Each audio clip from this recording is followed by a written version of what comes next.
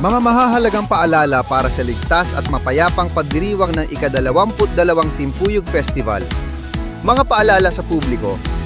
Mahigpit na ipinagbabawal ang pagsusuot ng ball caps, jackets at backpacks sa loob ng event area. Mahigpit na ipinagbabawal ang anumang uri ng patalim at iba pang mapanganib na bagay sa loob ng event area. Bawal pumarada ang anumang sasakyan sa loob ng event area. Bawal ang mga ambulant vendors sa loob ng event area. Bawal magtapon ng basura kung saan-saan sa loob ng event area. Tangi mga otorisadong drones lamang ang pinapayagang magpalipad sa event area.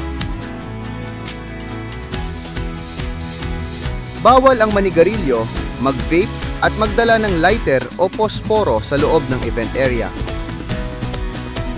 Hinihikayat ang publiko na magsuot ng face mask sa mga matataong lugar.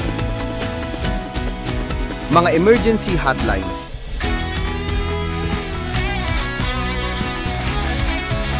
Ito ang mga mahahalagang paalala para sa ligtas at mapayapang pagdiriwang ng ika-22 Timpuyog Festival.